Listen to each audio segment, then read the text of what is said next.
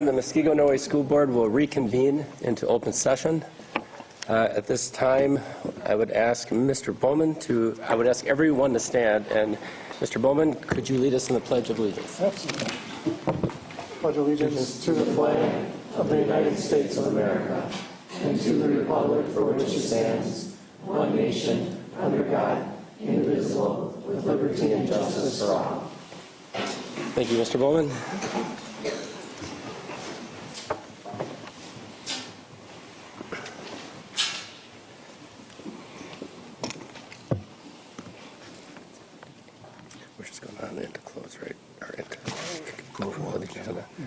Okay, at this time, we're on item 1E. A motion is in order to approve the agenda before us. So moved. Second. Any discussion? Hearing none, all those in favor say aye. Aye. Opposed? The agenda is approved as is. We will skip over sections 2 and 3 and move on to item 4, consent agenda. Motion is in order to approve consent agenda and gross. So moved. Second. Any discussion or single item a board member wants to remove for individual consideration? Going once, going twice. Hearing none, all those in favor signify by saying aye. Aye. Aye. Opposed? Consent agenda is approved in gross. Item 5, student representation. Good evening, everyone. So, our MHS football team won the state championship for the second year in a row, and they beat Bayport High School 21-10. On 12-4, the MHS choir put on their chorale festival, where grades 7 through 12 came to the high school PAC and performed. The National Business Honor Society went to Tudor Oaks, and they decorated the trees for the wrestling fair. The Best Buddies hosted a Minute to Win It competition for the Buddies. MHS Choir hosted their event called Jingle on Janesville on Saturday, which was an event where the community could get together and do Christmas-themed activities. Our girls cross-country team went to the Nike Cross Country National Meet and placed 16th out of 22nd overall. On Saturday, there was a boys wrestling invitational meet, a boys swim and dive meet, and a girls ice hockey meet. And today, there's a boys varsity JV1 and JV2 basketball game. And on that swim meet on Saturday, it was a conference relay meet. They had 3 first place winners, 2 new conference records, 1 new school record. They placed 4th overall, and the dive team placed 4th overall. Do you have any questions? Basketball's on Tuesday. Basketball is on Tuesday, just to make sure. Just so you don't show up tonight. Any other questions? I guess not. Thank you very much. Thank you. Okay, moving on to item 6, Superintendent's report. Dr. Thompson. Oh, we have Paula Johnson-Fox here. We're going to recognize her first, and then we have 2 teams who are joining the board for second year in a row to be recognized.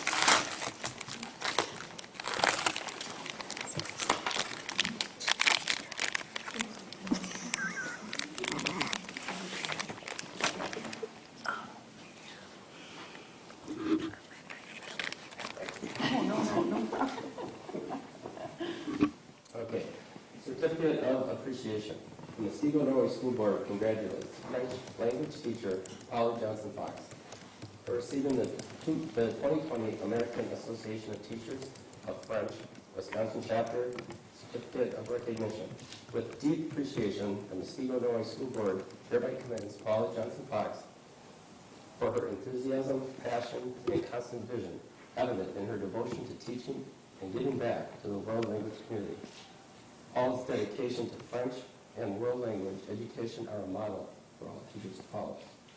The Muskego Noe School Board congratulates Paula Johnson-Fox for this accomplishment and praises her for being an excellent colleague to the world language teachers in our state. Muskego Noe Schools and presented this day and signed by the officers of the school board. Thank you so much. Thank you very much.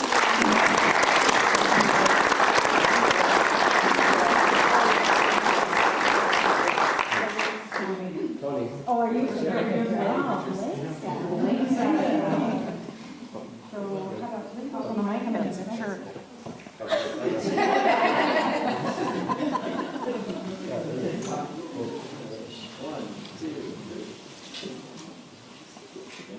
One more. 1, 2, 3. Awesome. All right, thank you so much. All right. So now we turn our attention to our cross-country state winners for a second year in a row. Congratulations, girls. If you want to come on up, and actually if you can stand here, sort of here, so the audience sort of can see you. And then our coaches also, all the coaches would be wonderful if you could join the girls up here. And we'll start by providing the girls their certificates and then the coaches to follow. So there.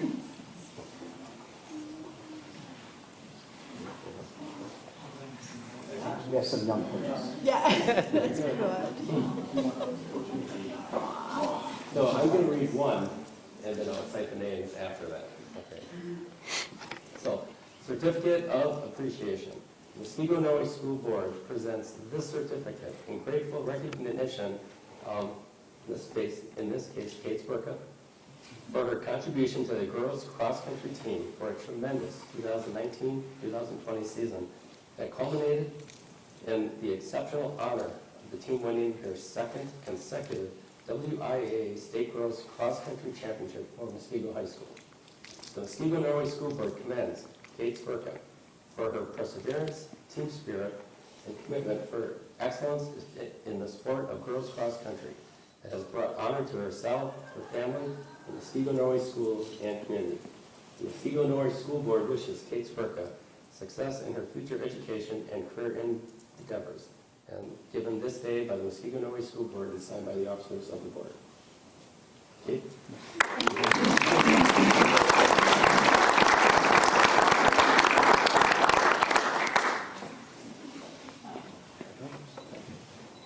Brittany Hill.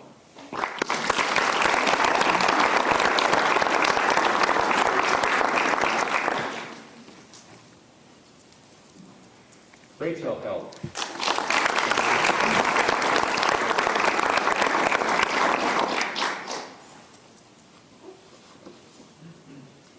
Sarah Jockins.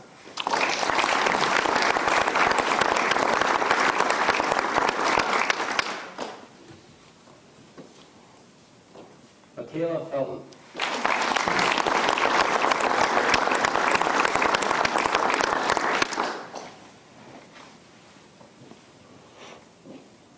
Annie Oxborough.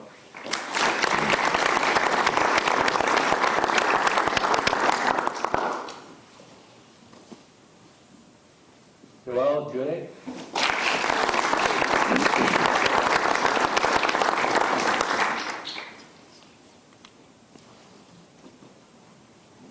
Nicole Dorr.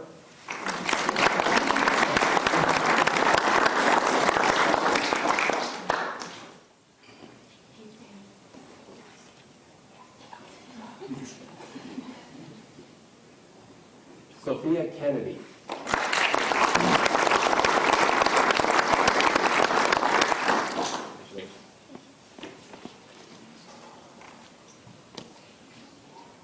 Olivia Petrus.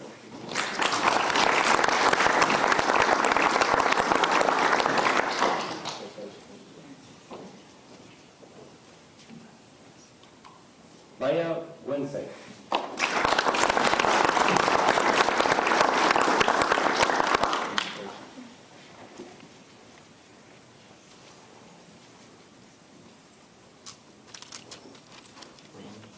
Raimi Lee.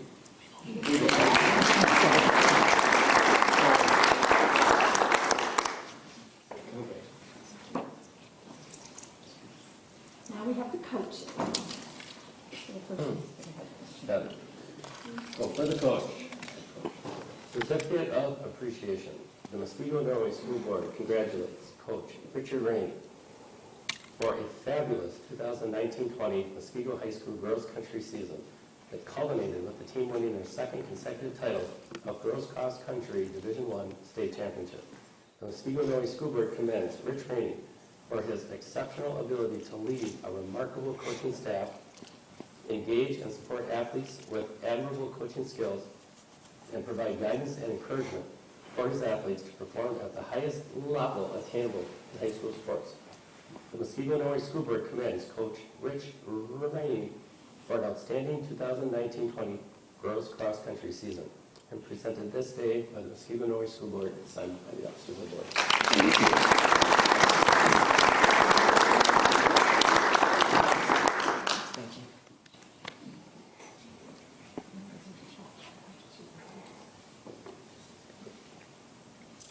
And certificate of appreciation for Coach Chadwick Michaud.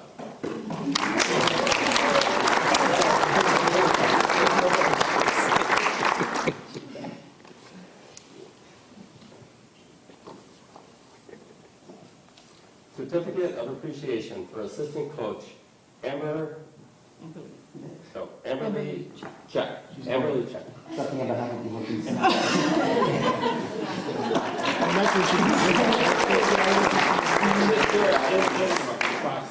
Yes, exactly.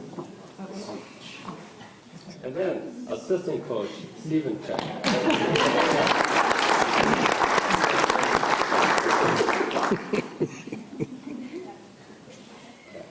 And assistant coach Jerome Michon.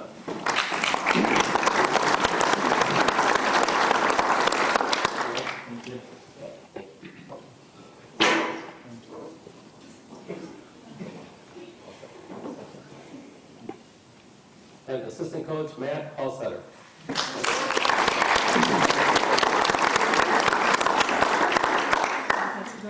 Yeah, I got a couple of things. Oh, boy.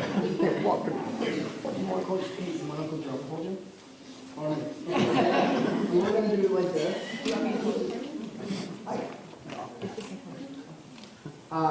So I just, first and foremost, I wanted to thank the Muskegon Norway Board and everyone around us for giving us a chance to come on out here and celebrate tonight. I just want to take a few minutes to talk a little bit about the season, and then I kind of want to talk a little bit about the girls, and I've got some thank yous as well. The one word that I would put to describe this group this year was just absolutely committed.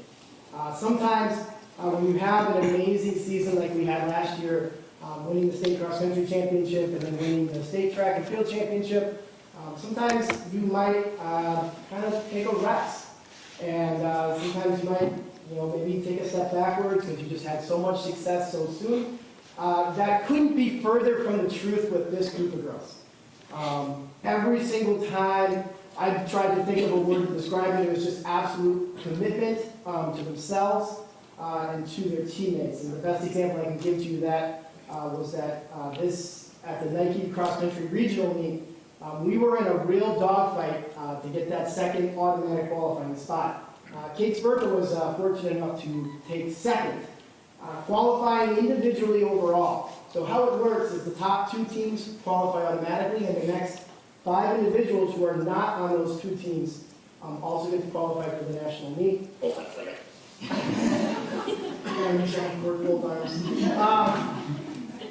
Kate had placed had been runner-up, so that she automatically qualified whether our team made it or not. She wanted nothing to do with the individual qualification. The only words out of her mouth after running a school record time, 30-plus second PR was, "How did my teammates do? Did we make it?" And that just completely characterizes the nature of this team. The top 7 girls, I just want to quickly highlight. Okay, so first we had Noelle, our only newcomer to the group. She just completely embraced what it means to be a warrior. We really talk a lot about what it means to be a warrior. And she came into our program completely embracing that and did an outstanding job. And she currently is now owner of the 9th fastest time of any grade. And she's the 4th fastest freshman in our school's history. So I wanted to congratulate her. Rachel Helm was our sophomore and made a huge jump after running on our state championship cross-country team, the track team this year. She improved her time from 1909 for 5K as a freshman to 1810 for a 5K as a sophomore, so not bad, pretty good. She took home first team all-state honors, and she's the 4th fastest runner in our school's history and the 2nd fastest sophomore in our school's history. Can you hold that? Sarah Joggins, multi-sport athlete, basketball player, state champion soccer player, two-time state champion cross-country runner. Sarah just lets her toughness and her work ethic speak for herself. She comes to practice every single day trying to be the best runner she can possibly be. She's currently our 8th fastest junior in school history, and she was also a team captain for us. Ani Oxborough showed us what patience is all about this year. Even though she suffered an early season injury, she worked her way back through a lot of patience and perseverance, a lot of cross training. Nothing prepares you for having to stare at a wall in the weight room for literally hours on end, daily. But she stayed the course, she stayed patient. She ended up becoming the 6th fastest junior at the time of 18:57. Michaela Felton, another junior for us, made another huge leap. She improved 55 seconds from last year. She became a first-team all-conference runner. She was second-team all-state. Her PR this year was 18:30 for her 5K, and she's currently the 3rd fastest junior and the 5th fastest runner all-time for our school. I already talked a little bit about her, Kate Spurka. She also continues our theme of improvement. She made a huge improvement this fall.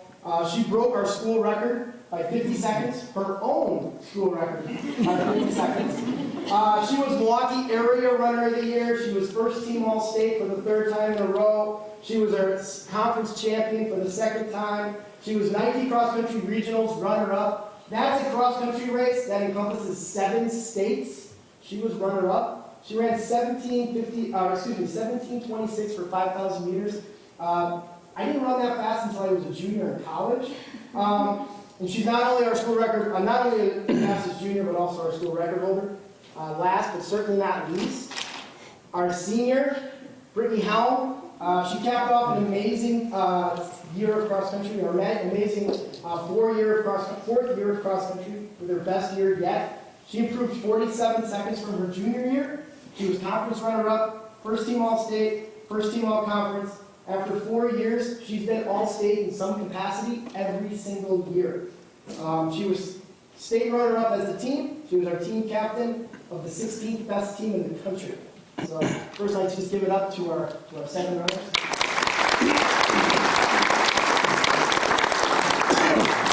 Let's just take a quick opportunity to thank the coaches. Coach Micho really is the brains behind all of this. He writes every workout.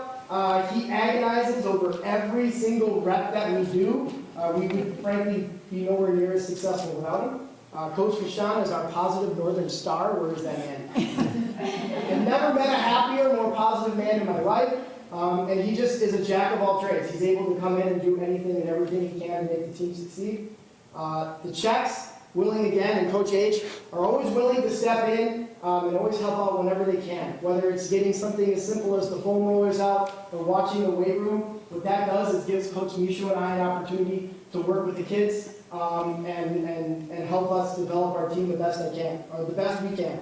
Finally, another coach I really want to recognize is Coach Hertz, our girls basketball coach. We've got 3 starters on the varsity team this year. They started practice about a month ago, and he absolutely defines what it means to be a coach who wants to really truly support multi-sport athletes. Without him, we don't have an opportunity to be nearly as successful as we can. And he was willing to do that at the cost of his basketball team. He was willing to work with us, whether it was giving the girls nights off from practice and even from games. And he never once questioned us. He never once complained. And for him, we can't thank him enough for all that he's done. I'd like to thank our administration. Coach McMillan has been just an absolute incredible advocate for us in our program. Every day he's asking Coach Micho and myself what can he do to be successful. I'd like to thank Todd Irvine, Andy Badalika, and Ken Donovar. They have been absolutely crucial to our success as well, whether it's Coach Dunbar coming down once in a while and running with our athletes, to Coach Badalika helping sometimes in the weight room, to just Todd Irvine being the incredible cheerleader that he is for all things Muskego. I'd like to thank Dr. Thompson and Mr. Peterson. I don't know where he is. Oh, there he is. For just the constant emails, retweets, and just constant positivity for us. I'm almost done. last two really probably most, sorry, last two really, really important groups first are the parents. I just want to take this opportunity to thank the parents for trusting their most precious thing in their lives with us on a daily basis. I'd like to thank Carmen Helm and Tracy Jockins for being our chaperones at NXN, kind of following those girls around 24 hours a day. I'd like to thank, I don't see her here, but Heather Oxborough did a really great job of helping us secure hotel rooms for the rest of the families, and just all the parents who came out to support, whether it's at Lake Denoon here, or in Portland, Oregon, or driving 8 hours to Sioux Falls. I'm not gonna lie, Sioux Falls kind of sucks in November, but they did it with a smile on their face, and it was fantastic. And then last but certainly not least, none of this would be possible without the kids. They are truly the reason for our success. I think I can speak for all the coaches when I say we are absolutely blessed and honored to have the opportunity to work with such an incredible group of young people, such an incredibly dedicated young people, and having the opportunity to work with them is frankly is the highlight of our day. So thank you. I know I got a little wordy. I apologize.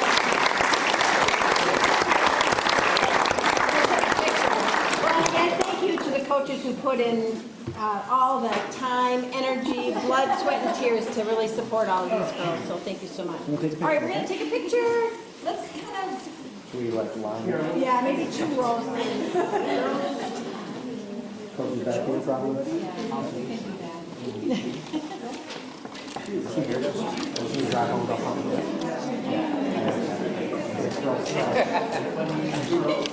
Yeah. Too much work. You're just like 16 minutes.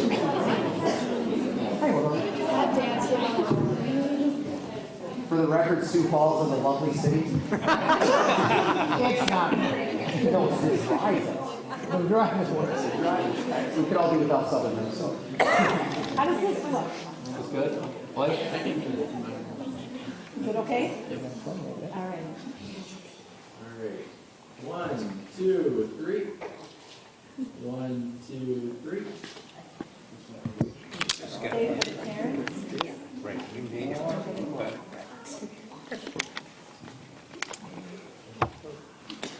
Video? All right, let's get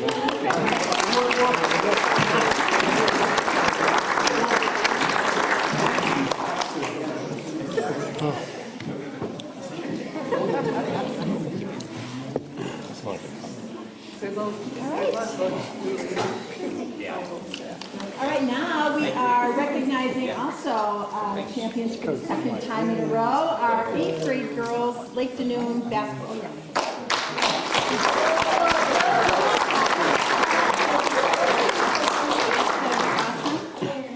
And you can come stand just where the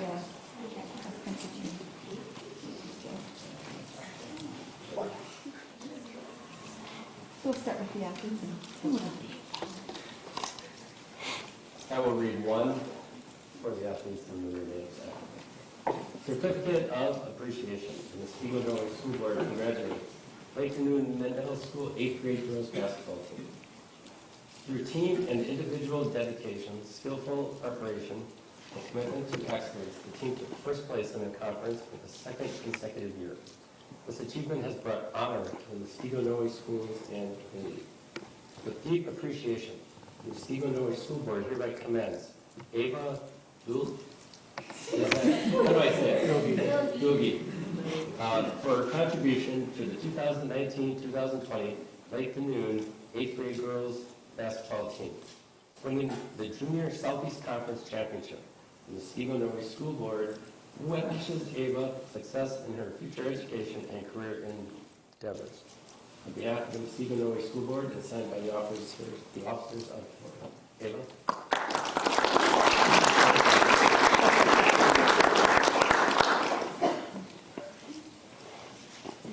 Jordan Cardella.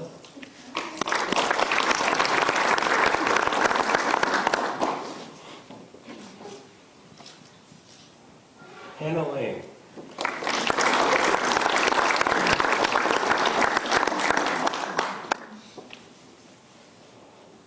Maggie Maddock.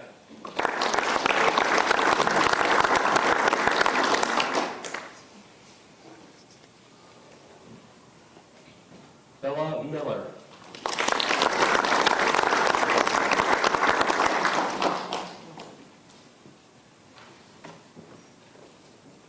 Abby Olson.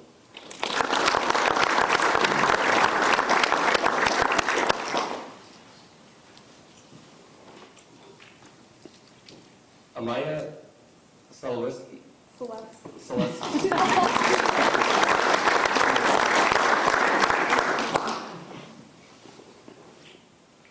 Abby Walters.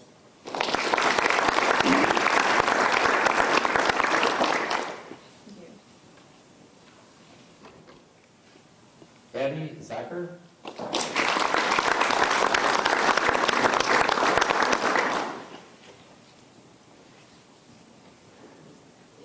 Brooke Sansky.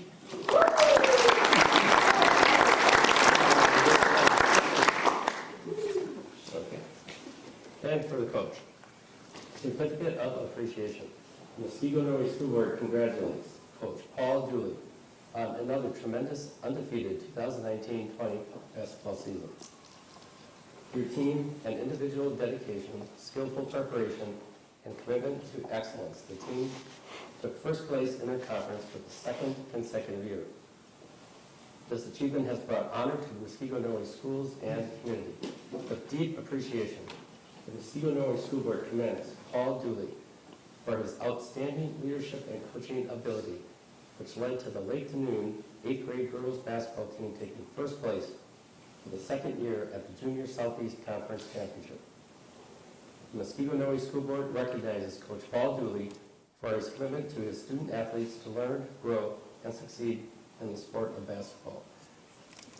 Given by the board on this day, signed by the officers. Thank you.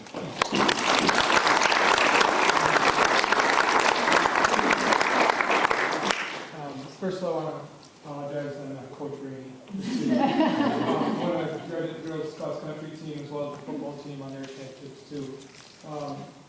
Being here at Lake Denoon, I'd like to thank Ms. O'Brien, Mr. McEwing, and administration here. I'd also like to thank Mark May, who's the athletic director, for the opportunity to do this. And I thank the board for recognizing the girls. I'd like to thank the girls for all the hard work that they had this year. And, I've been coaching basketball for 20 to 25 years now, and I've never had a group of talent like I had this year. They are very good basketball players, but they're even better people. So I want to thank them personally. Also like to thank the parents. It's wonderful after games to be able to say hi and get to meet the parents too. So I appreciate everything from the parents as well as the players. So thank you.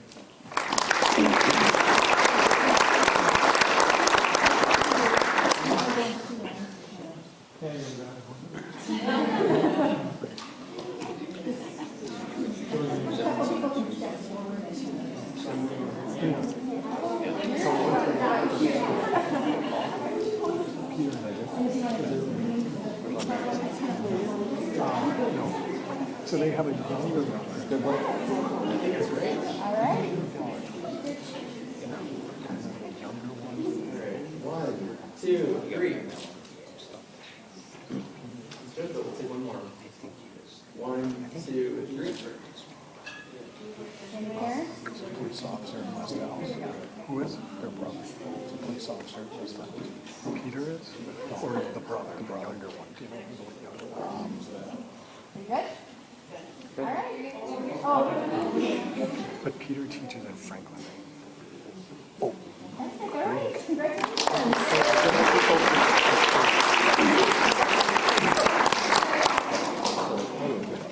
This is his second.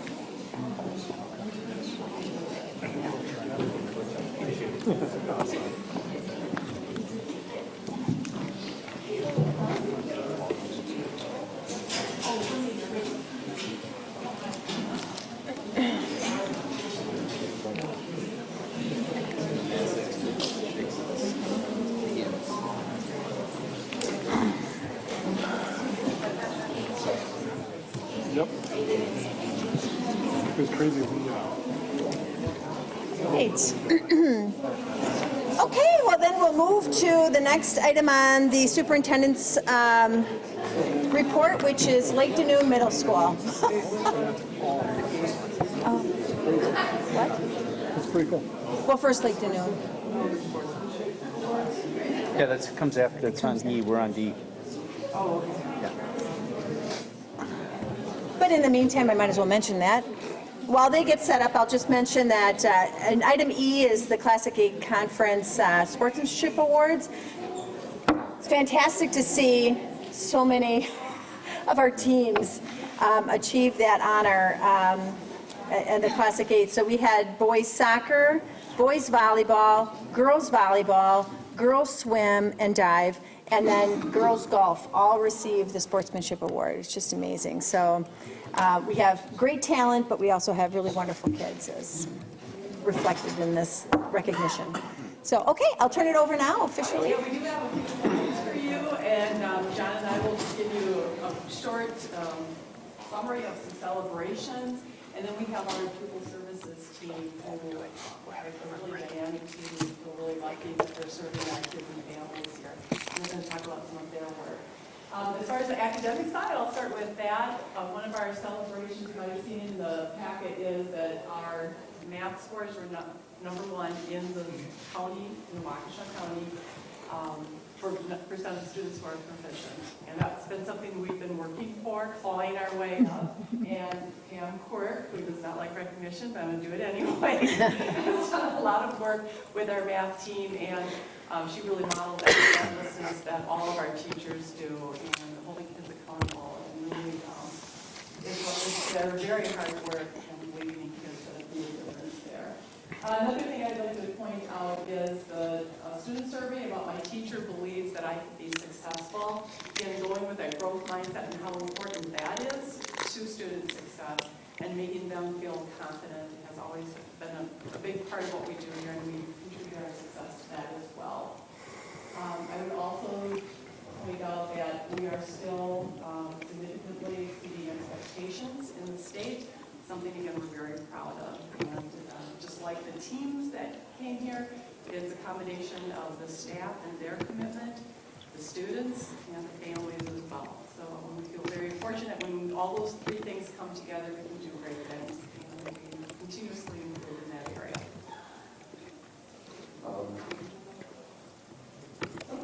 So in addition to the academic piece is obviously the way our staff and our culture here supports the whole child, the social needs, emotional learning, things, to be college and career ready, as you know, from the vision of the graduate, it's not just academics, but it's also the skills, the soft skills needed to be successful in any pursuit. So our Eye on the Goal team has done a lot of work with having students set goals on executive functioning, staying organized, being perseverance. And our PBIS team is also doing a number of things to teach kids the behavioral skills they do need to be successful and respectful and responsible and safe. So one big piece of that is going to be the presentation you're going to hear right now from our student services team about a mental health grant. So I'll introduce Ms. Grove, Dr. Roma, and Ms. Rosner.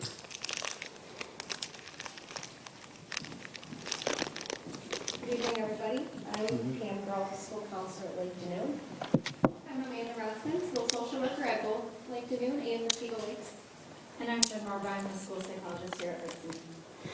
So one of the things we're going to talk about today is the mental health and wellness at Mosquito Norway schools.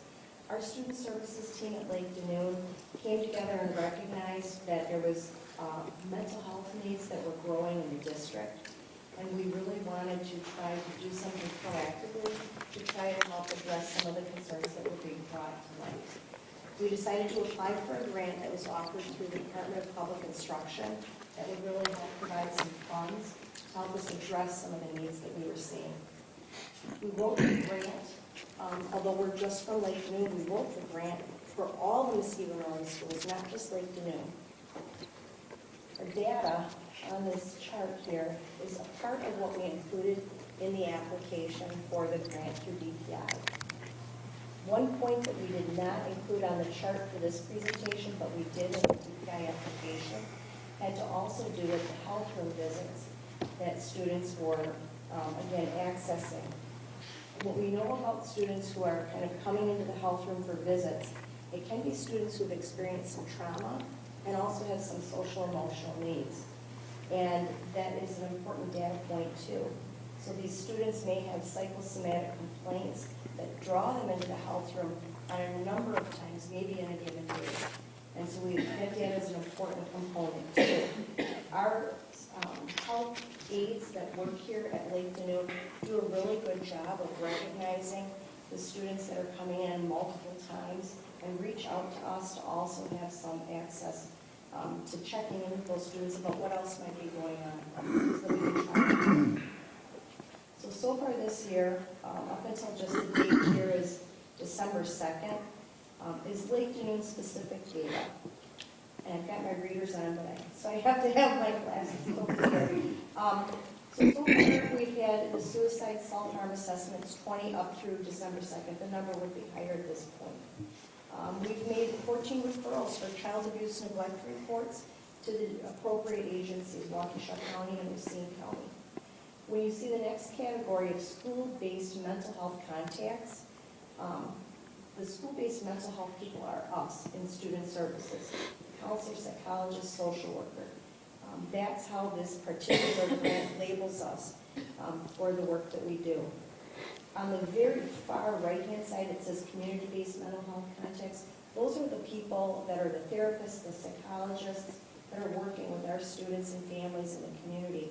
And we collaborate with them about the needs of the students and do a really good job, I think, of trying to help support the efforts that the community counselors are making and doing what we can within our schools to help ensure that the students have a great either transition back to the school or doing what they can in school to be able to be educated. So DPI recognized the need that we put forth in our application, and we're really excited because we were awarded the full amount for each year, year one and year two, to a total $150,000 to work on mental health in Muskegon Norway schools. So we were really intentional in our approach to building the application proposal, which we're putting forth this year and next year. We wanted to, similar to an RTI perspective, first meet all of the needs for professional development and growth for all of the staff across the district. So we're doing that with some universal training. We also, with an RTI approach, addressing 100% of the students' needs with some universal skill building. We also know that there are students that have more intensive needs, so we built into the grant proposal more intensive skill building for certain students. We didn't want to miss out on teaching the parents and the community also about what the students will be learning, so we will be offering workshops. And then we also have staff consultation available with one of the agencies that we're working with. So the first agency that I'd like to highlight is Reset Mind Body. We are working with Reset as part of our universal staff training regarding trauma and how trauma actually affects the developing mind. So what does that look like in the classroom for students that have experienced multiple levels of trauma? They're also going to be teaching our staff mindfulness lessons that they will then learn how to introduce into the classrooms as well. And mindfulness is kind of a buzzword, but what we want to highlight is that mindfulness will be teaching students how to become more self-aware, how to regulate their emotional responses and their impulse control, also learning how to make responsible decisions, and then character building around kindness.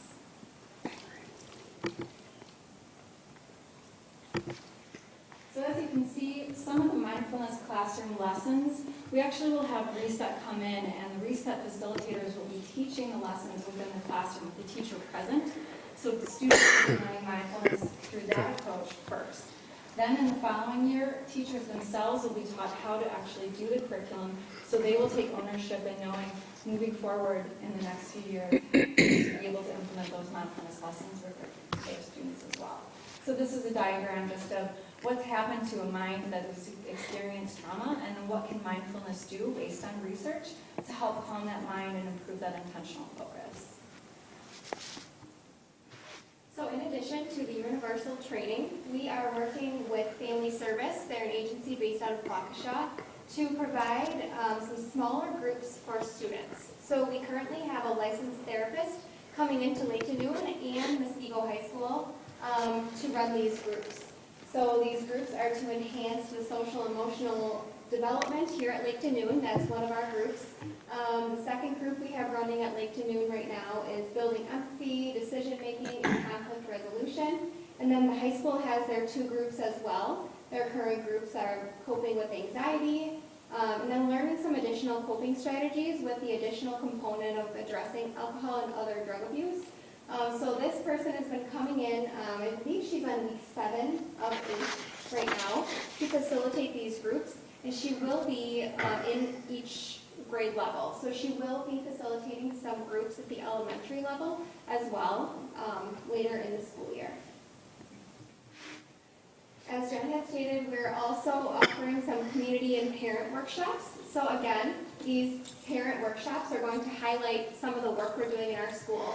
And we're working with Reset to provide these workshops and really teaching the parents, the families, the community about mindfulness so that they know what their students, what their children are learning at school. So we have these mind jars here that we will be using some of these different tools and techniques to show the parents and the community members what they can expect their children to be learning while we work with these agencies.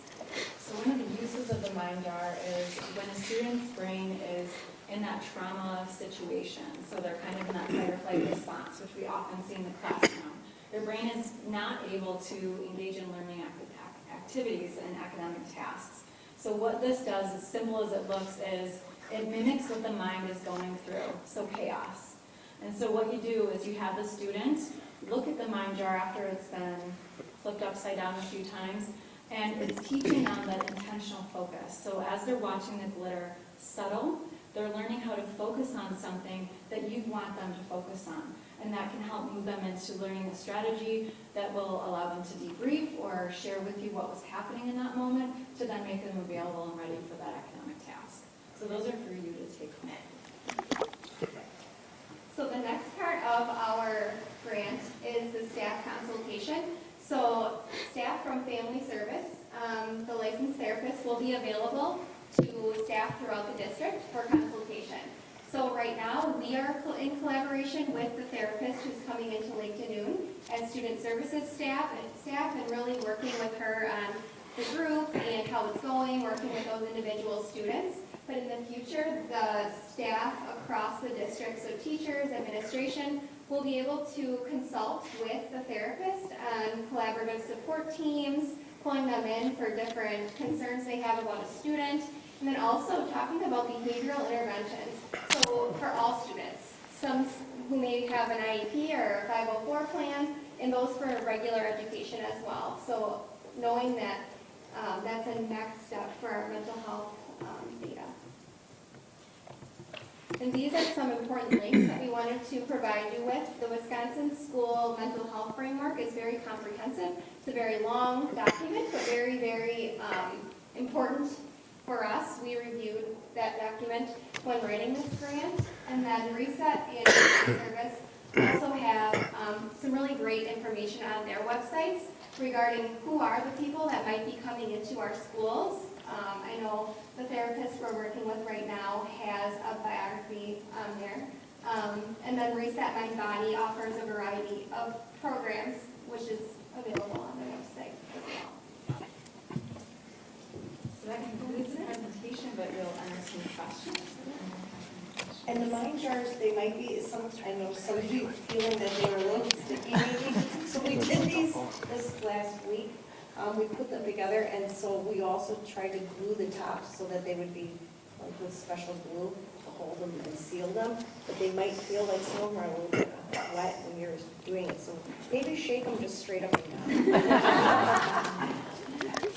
So I have a question. So when health and education combine, sometimes parents get a little concerned.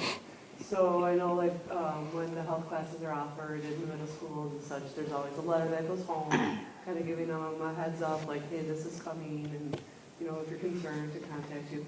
Are you guys doing anything like that for the parents to let them know that, you now are evaluating, because you're evaluating, right, these kids, are they taking some sort of survey so that you know, or how, are you just like assuming everybody has a problem and just doing it across the board? Like, how are you identifying? So that's a really great question. The universal approach is targeting all students because we know that anybody can experience stress, and we all sometimes need help kind of regulating through that stress. So the universal approach with the mindfulness will be for all students. We're not at that stage yet. That's going to be happening later on, I think possibly next year, the following year. So we will be obviously communicating out to parents, not only with that rollout, but also with the parent community workshops. The students that are participating in the small group psychoeducational groups with a therapist, we've already sent communications. We have written consent by parents, and that process is really with teacher recommendation, consult with us as student services to help determine which students we would be nominating or participating for the group. So it's similar to trauma-informed care where you have the survey. Is that what you're using? Like, because we have specific things that we use in the hospital to identify the needs that the children have. Is that the same? So we're not assessing for trauma specifically for any student. It's more about building awareness for teachers that we shouldn't always jump to the conclusion that it may be somebody with ADHD. It actually, trauma could mimic what ADHD looks like in the classroom. So it's just building awareness that for one person, trauma may be going through a divorce. For another person, it may be experiencing grief and loss. But just recognizing that we have a multitude of kinds of trauma that can happen and students are experiencing it, but we're not identifying or pinpointing which students have which traumas. I would just say that we have not done any full survey yet. It's something that we're going to have to, go through a process. Right, We're doing that's that. right. But we certainly have data just from student issues that come to us.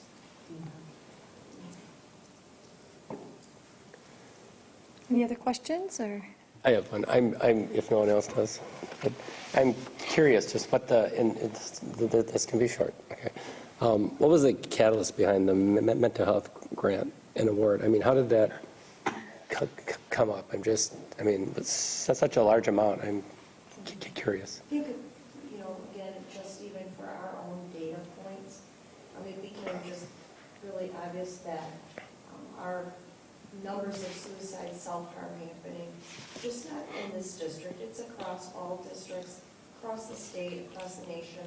It's become a real area of concern where we really need to be looking at that. If we want to help kids be able to learn, we've got to help them be ready to learn by having them in safe places and feeling better.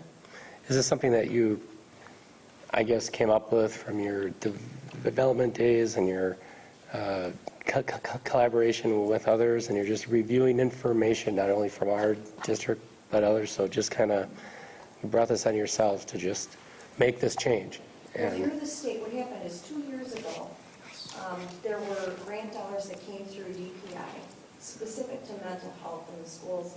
We missed that first round, and last year we were sitting and recognizing that our data was showing that this is really such a significant concern.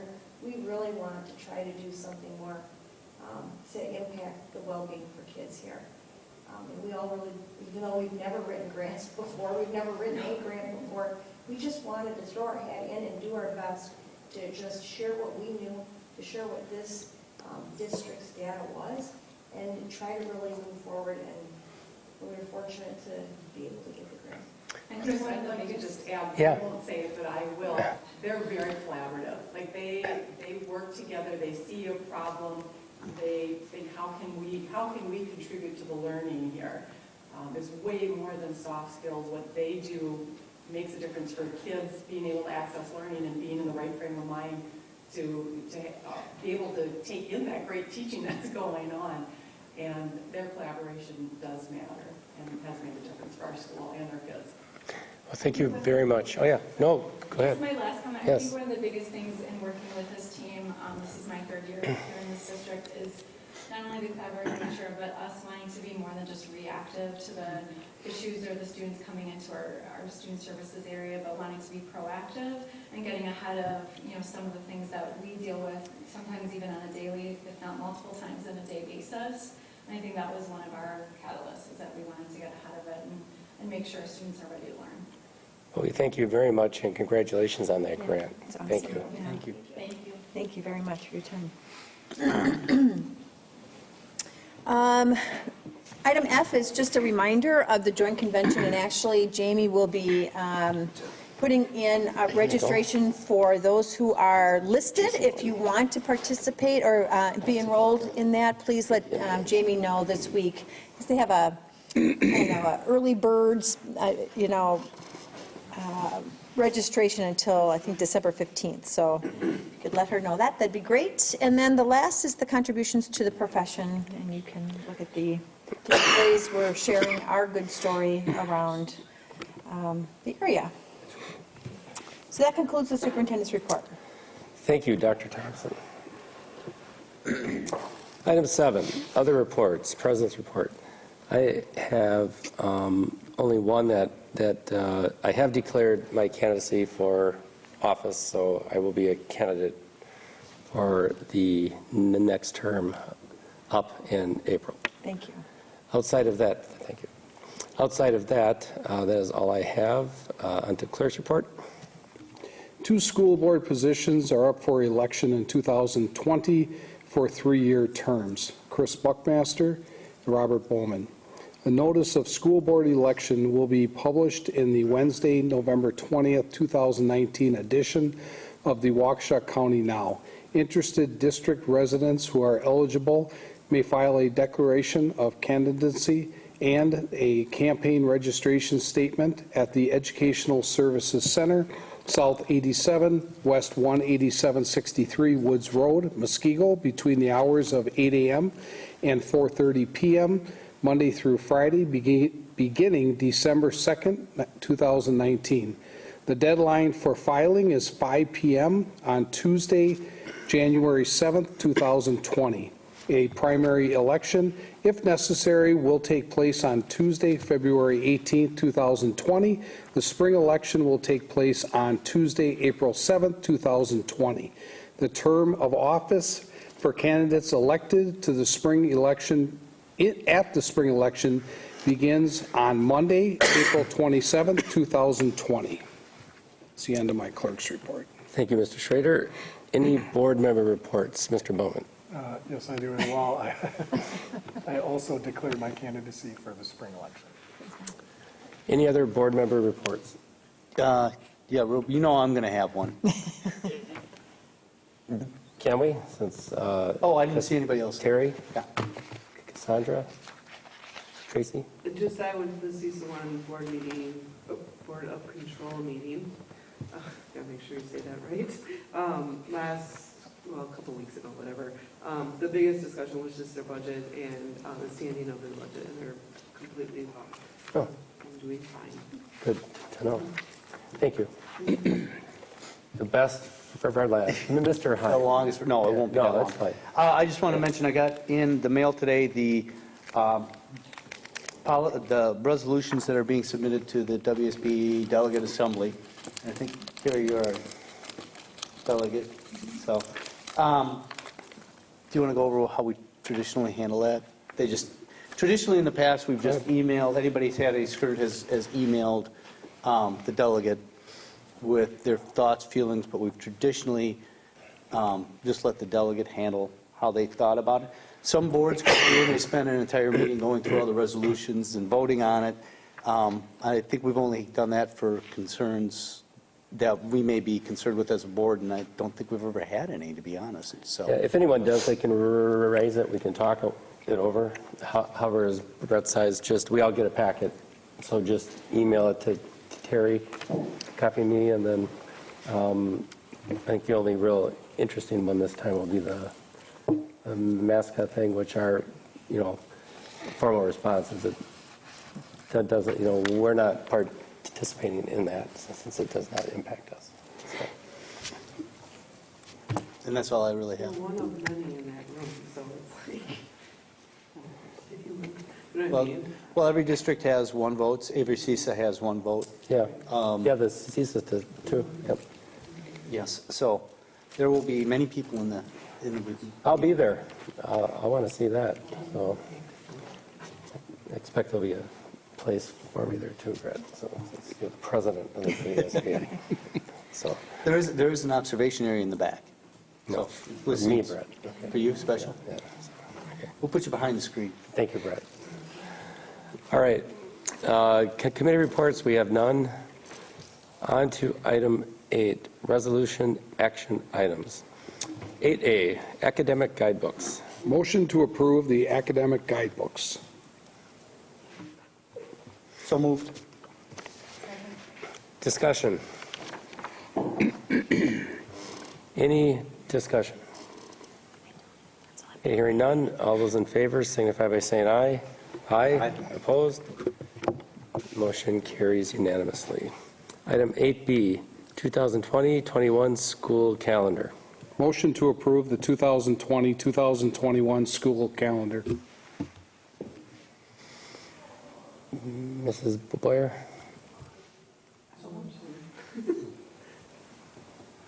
I'll second. Discussion. I'll just add something to the conversation. Brett, you had asked at the last meeting when we presented the draft calendar, when proposed graduation would be. What I did is I put the 2019-20 graduation for this year, Saturday, June 13th, 10:30 a.m. Things that we considered, you'll see some of the potential conflicts and times that we were working around. And it's also the same thing for next calendar, the 2021 graduation on June 12th. Again, suggested time at 10:30 a.m. as that would have the least conflict with some of those events that you see identified there. The other addition to the calendar, we did put our summer school dates in there. Muskego High School will be June 15th through July 23rd, and then our K-8 Summer Learning Academy, June 21st through July 23rd. In the PDF document, you'll see in June and July, those are those hollowed out squares around the particular dates that will identify when summer school will be on the calendar. Jeff, is there a reason why we don't do graduation on Sunday? So we avoid having, because it's a big, like, let's say they were going to state, like, it's a big deal. They go to lunch and then they go to, it's like a whole day's worth, and it's going to conflict with quite a few events. Well, back in, I believe it was the 2012-2013 school year, the board had made the decision to move graduation from Sunday to Saturday. So that was a decision that was made back in 2012-13.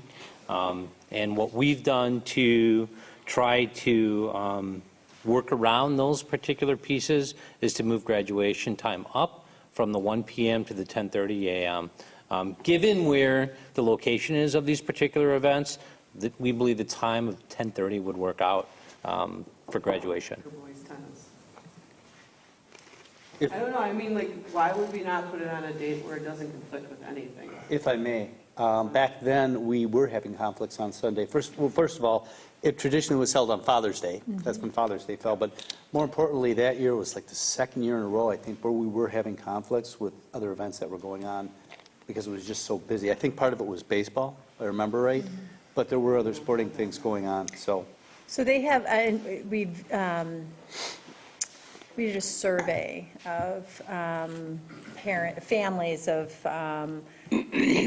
what was it, the graduating class, and then the freshmen, the current grades that were in there. So, and the first preference was Saturday afternoon. Second preference, correct me if I'm wrong, was Saturday morning. Yep. Third preference was Friday night. Fourth preference was Sunday. When was this done? Because I don't recall taking it. 2012-13. Okay, so maybe we need to revisit it, because with all these teams going to state every year, it's affecting it. Like, there's schools that have to choose between going to their graduation day or playing in their state game. That's a big choice to have to. And we haven't had that happen, though, since we moved it. So that's why we moved the time.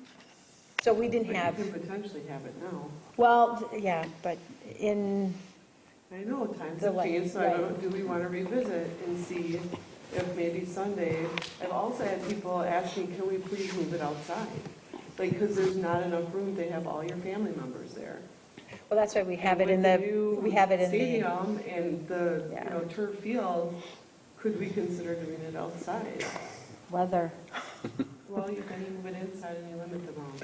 Yeah, but then you have a whole bunch of people that are expecting to be in the stadium, and then they can't get into the, But that's how it's always been in the past, because they used to do it outdoors. a long time ago, before I was on the 80s, board. I think they said Yeah. they stopped. And the same thing was true with my high school. We were the only graduating class within 20 years that had it outside, because weather was so bad then, every year. I was in the gym in '87. All my brothers were in the early '80s. They're in the north gym. Yeah. So we start our setup 3 days prior to the actual events that we do rehearsals and stuff. So if we had to do 2 setups simultaneously in case of weather, we'd almost have to have 2 tandem setups. We're not the only school that does it. Arrowhead does it outside. I mean, it's doable. I just think that maybe we need to, it's 10 years later, close, 8 years later, that maybe we ask the public what they would prefer, because I know the soccer team was pretty, you know, cramped for time for the day that they had their graduation and state game. I don't know, I just think, It's not a bad idea to check on it once in a while. Maybe we should do another survey just to see if there's any movement. I mean, in some next survey we send out, you could just add a question or two on graduation. We can take a look. I mean, Well, who are you surveying now? yeah, I think what we- I would because think the parents. But not all the parents in the district. I think it should be Yeah. similar to what we did this time, last time where we surveyed maybe the incoming freshman, sophomore, junior, you need senior. to survey the year parents. right before, not the ones who And- are currently. Yeah. Because if we're surveying parents without kids in school or in the high school, you're going to get, it's not going to make sense. But in the past, anyone wanted to avoid Sunday, always. It didn't matter. Nobody cared. If they wanted to drive 50 miles, everyone wanted to avoid Sunday, period. That was always the feedback. So, that's how it was when we thought for the calendar for the spring break, we thought, oh, it's always going to be on Easter, and we switched that. I don't see what the harm is. well, the survey didn't say to switch it, though, it was just ambivalent. We did it for other reasons, but in this case, you know, we can look to add that, right? The next time we incorporate a survey going out, we can look to add that question. So you're saying for the, Well, this year or for next year? Well, no, this would go beyond this. So, I mean, this is set, so we're going to set this here tonight. So we're looking at, because we have in so this goes through 2020, 21. So the first time that we would even be able to look at changing this would be to 22. And we're also going to be determining next year if we're going to keep the spring break at the same point. So after more information comes back on that. Yep. So I think at that point, we'll have a time frame where we can look at I think these those times items. are wrong, though, just so you know, for state soccer, it rotates. Division 1, 2, 3, 4. This is actually sectionals. WIAA actually puts together the schedule for 3 years in a row. So this is taken directly off their website for sectional games. Also, sectional games can be changed by school districts if they agree on changing times. So the 7:30 time for the sectional soccer game is an accurate time based upon what WIAA has published. The 7 o'clock. Is So- that so- usually our 7 state o'clock? game weekend? Yeah. I don't know why it would be pushed back a week. I don't know. I'll look it up right now. So any further discussion? Yeah, one quick question on, as far as spring break goes. I thought we were doing it the third week, or the second to last week of March. Are we doing it? We're doing it in conjunction with the other school districts. Okay, and that's when what it the other falls? ones are doing. Okay. So because Easter is early, So, Yeah, there's a nice document. Oh, yeah, I know, it has nothing to do with Easter, it just happens to be following. There's a document out there that has those decision rules. Okay. That pretty much explains it all. Okay, so we're following pretty much what Yes. every other, okay. Well, we're following what we approved too. Right. Yep, so. Okay, I just thought it was, we were doing it just a little bit, or like a week earlier, but, okay. Nope.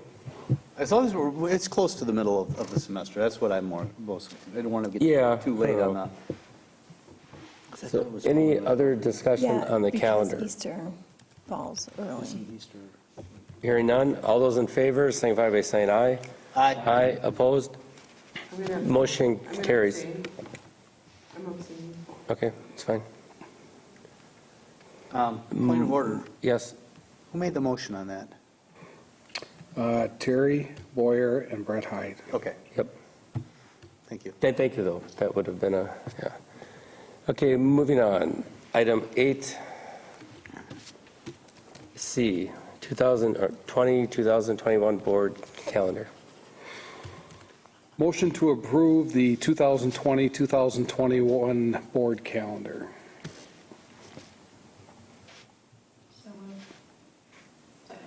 Discussion. So you have before you our board calendar. It's rather the same. We went through it last. Yeah. So what you see here, we've got our ESC rotating boards, got our normal cows, our spring break coincides, and we keep our one meeting a month where we can. So. Okay, hearing no other discussion, all those in favor signify by saying aye.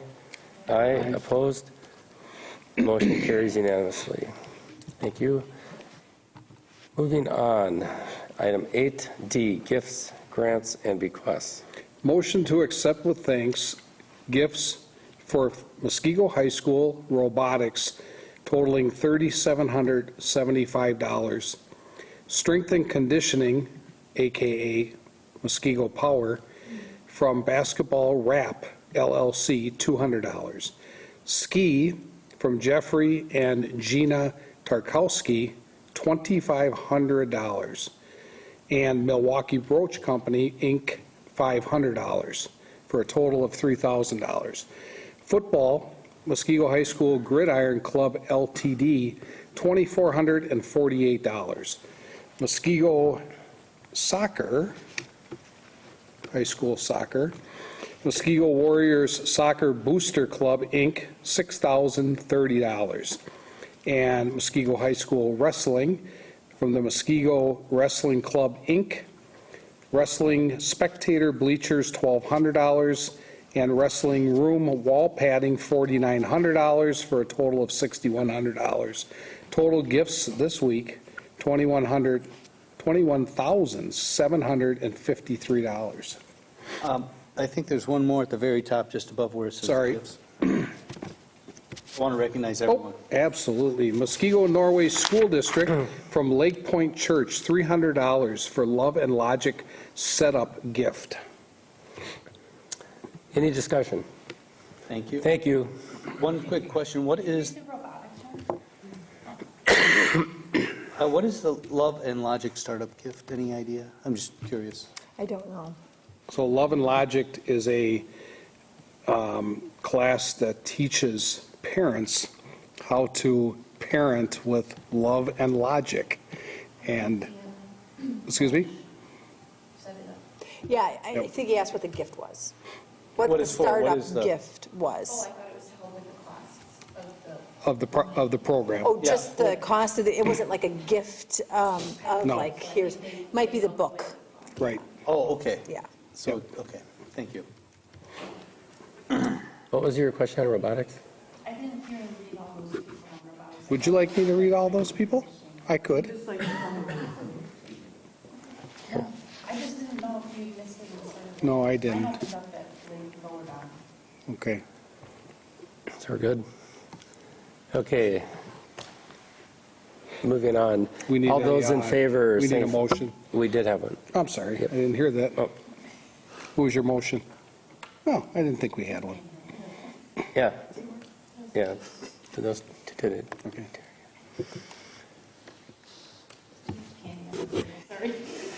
All those in favor signify by saying aye. Aye. Opposed? Motion carries unanimously. Thank you. Okay, let's see here. Moving on, item 9A, 2020-21 budget calendar. You take a look here. It's pretty much the same, just the dates changed. Correct. Correct. All the way leading up to our annual meeting, which is October 26th. Absolutely. Yep, everything in bold is something that's statutory or required by our handbook. Everything else is just our standard procedures. We've started the budget process with the LT for the 2021 year already. Yeah, and this just works as a guide for us as we move forward with the budget process. And you can expect board agendas to have the appropriate for each of these two. So it's a good outline for questions and reference prior to us meeting. Any discussion or questions on this? So this is bumped up a little earlier, just like this past year in comparison to years prior. So we liked the opportunity to have discussions earlier. Yes. Okay, hearing none, thank you. Moving on, item 10, information follow-up. So this is just, I think, Tracy, you asked the question about Teen Center. So this is just that, yes, it is still. And some fourth graders are doing it. Yes, so they're having a kind of an introduction to Teen Center for the fourth grade class on the January date, I believe it is, just for them to try it out and see if, so that when they're fifth graders and they can go to all four of them, that they've had a little taste of it. So Fifth grade is really that's really the monster grade. Yeah. That's just, it's like, wow. Yeah. So where's Teen Center held now? Is it, it's still Bay Lane Elementary? Okay. Okay, moving on, item 10B, personal information, co-curricular staffing, and then C, communications and miscellaneous businesses authorized by law. I have none. Moving on to item 11A, vote for closed session pursuant to Wisconsin Statute 19.85 sub 1 sub E for the purpose of deliberating or negotiating investing of public funds or conducting other specified public business whenever competitive or bargaining reasons require a closed session, specifically 4K contracts and transportation contracts. Motion is in order to go into closed session. So moved. When we go into closed session, we will only be going into open session to adjourn. No action will be taken in open session other than adjournment. All those in favor of entering closed session signify by saying aye. Aye. Opposed? We will be going into closed session and only entering open session to adjourn.